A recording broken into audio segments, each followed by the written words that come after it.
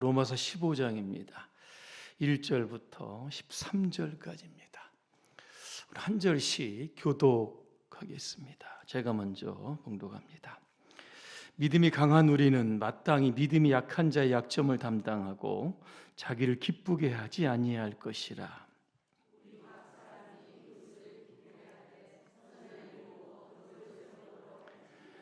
그리스도께서도 자기를 기쁘게 하지 아니하셨나니 기록된 바 주를 비방하는 자들의 비방이 내게 미쳤나이다 함과 같으니라.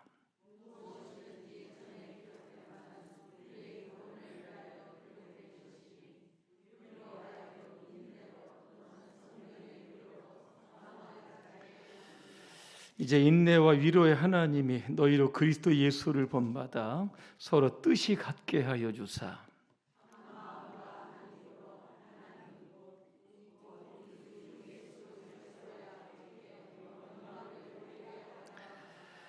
그러므로 그리스도께서 우리를 받아 하나님께 영광을 돌리심과 같이 너희도 서로 받으라.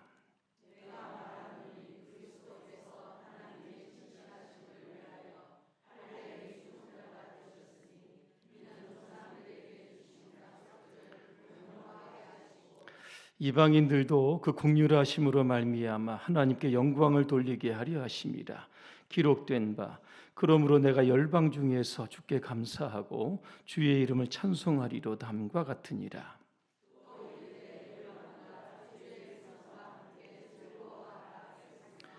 또 모든 열방들아 주를 찬양하며 모든 백성들아 그를 찬송하라 하였으며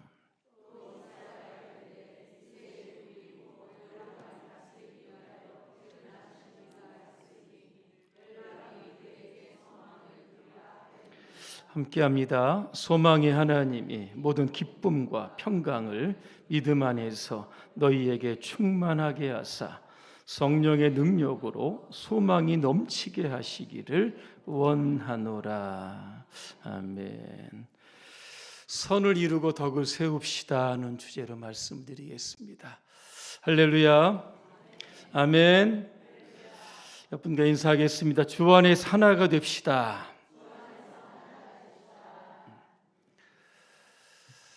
오늘 선을 이루고 덕을 세운다. 선이 무엇입니까?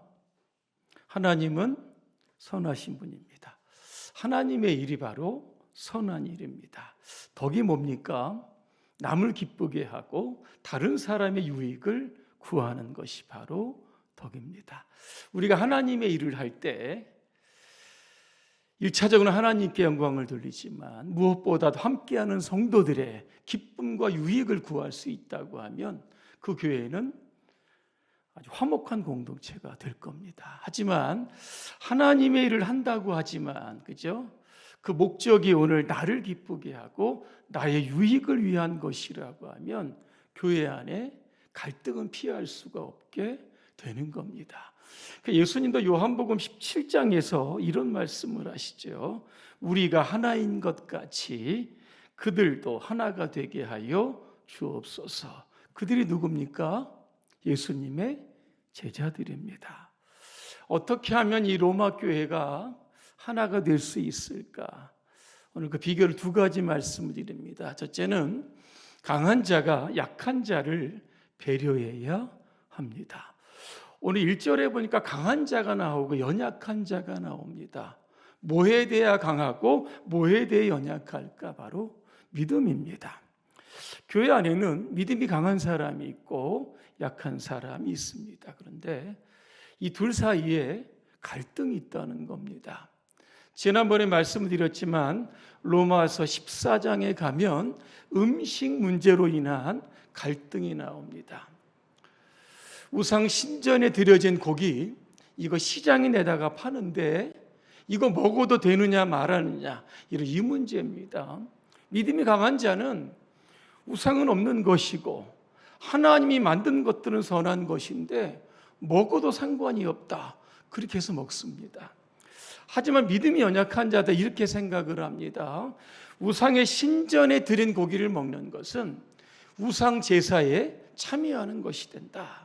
이거 먹으면 안 된다라고 하는 겁니다.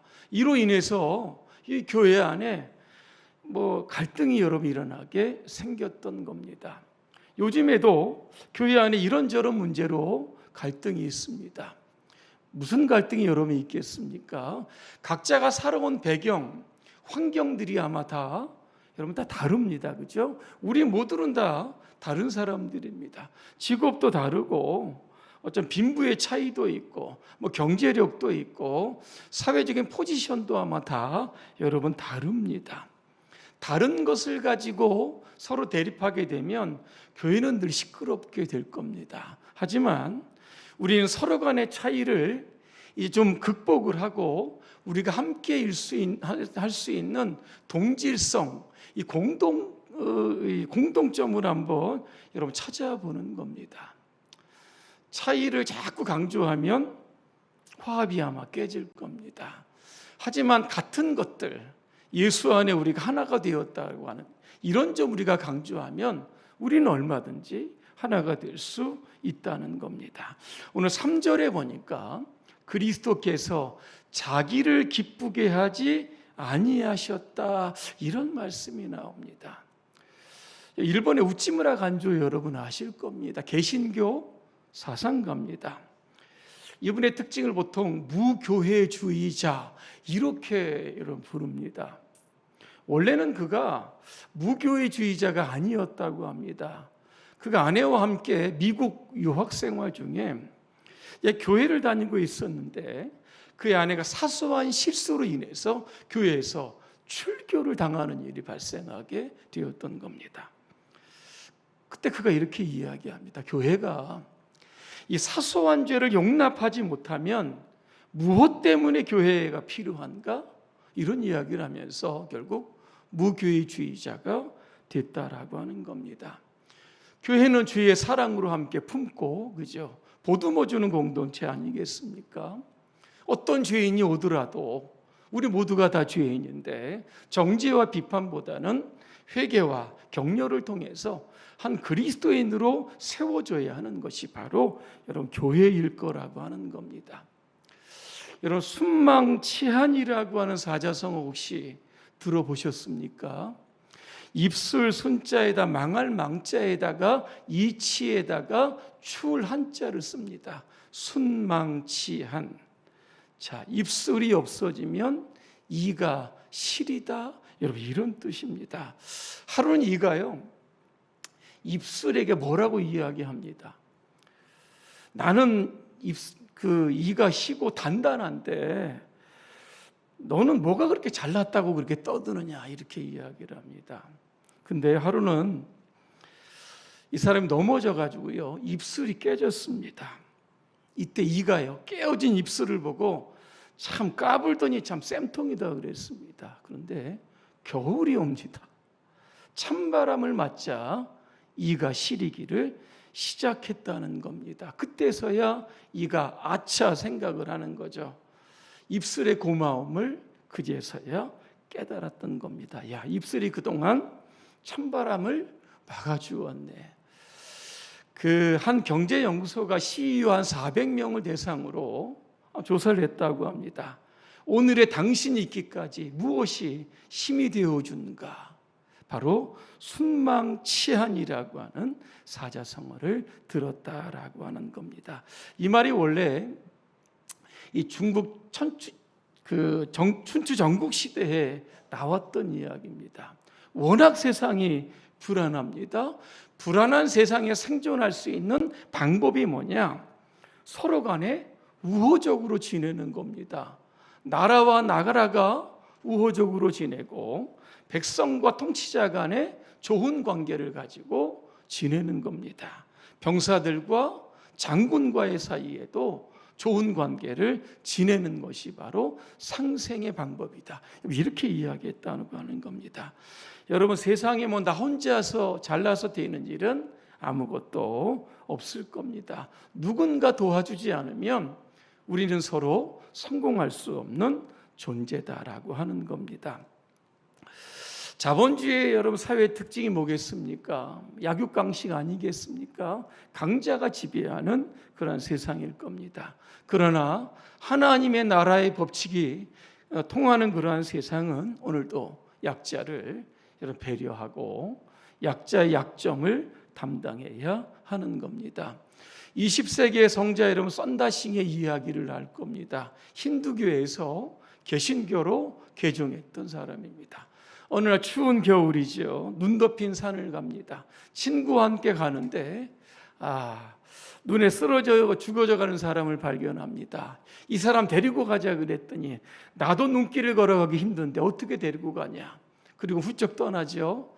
근데 이 썬다싱이 그 사람을 업고 여러분 가는 겁니다. 한참 가다 보니까 먼저 간 사람은 추위에 결국 얼어 죽게 되었고, 썬다싱이 업고 간 그 사람은 서로 간에 그죠?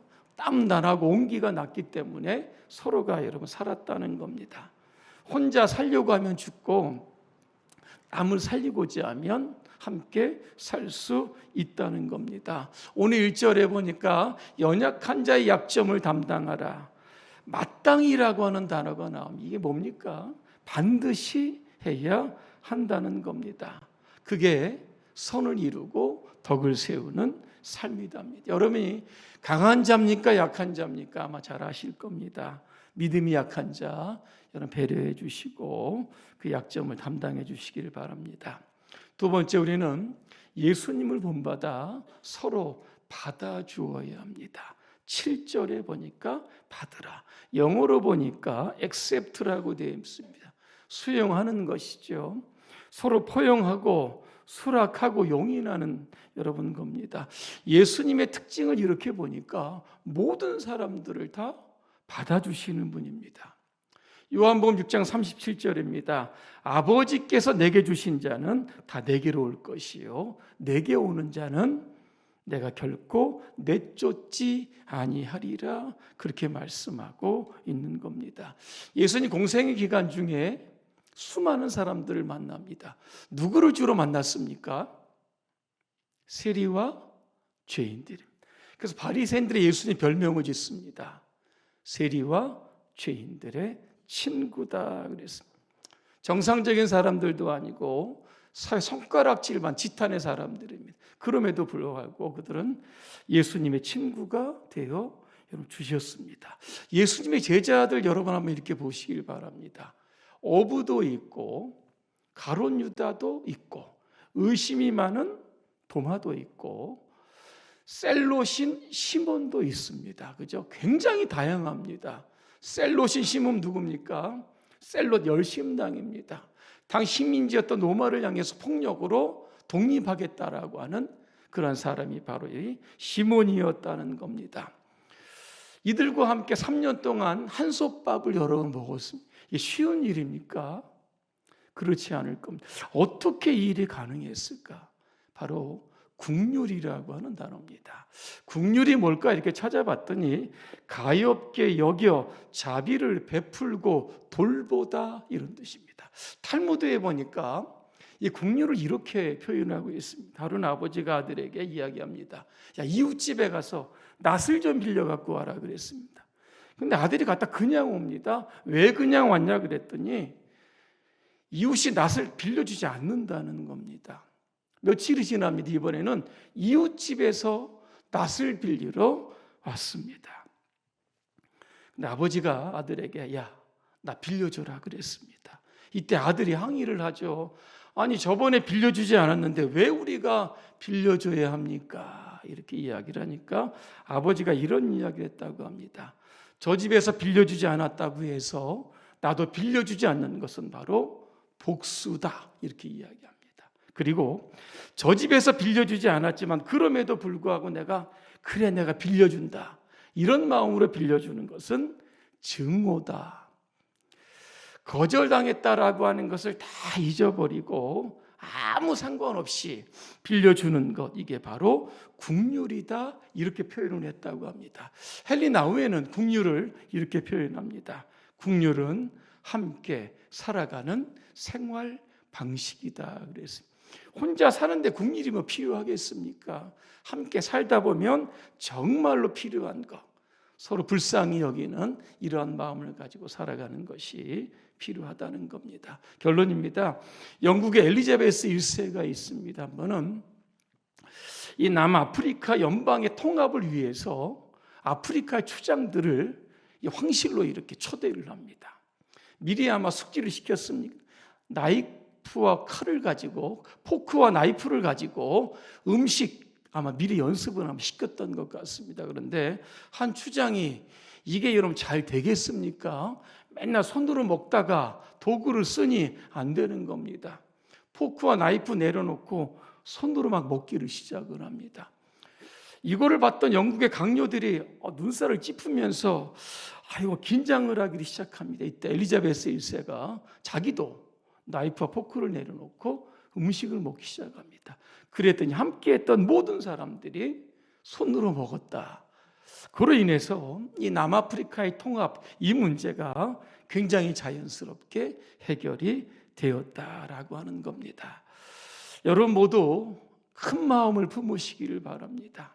긍휼의 마음을 품으시고 서로 받아주시길 바랍니다. 그래서 우리 교회가 주님 안에서 아름다운 또 조화로운 일치하는 그런 공동체를 만드시길 주님의 이름으로 축복합니다. 기도하겠습니다. 은혜로우신 하나님, 교회 생활을 하다 보면 여러 가지 시험과 갈등을 많이 경험합니다. 그럴 때마다 죄인된 우리를 받아주시고 죄인된 우리를 위하여 대신 십자가를 지신 주의 긍휼과 사랑을 기억하게 하시고 우리도 서로 받아 용서하고 배려하고 축복하며 살게 하여 주시옵소서. 예수님의 이름으로 기도합니다. 아멘.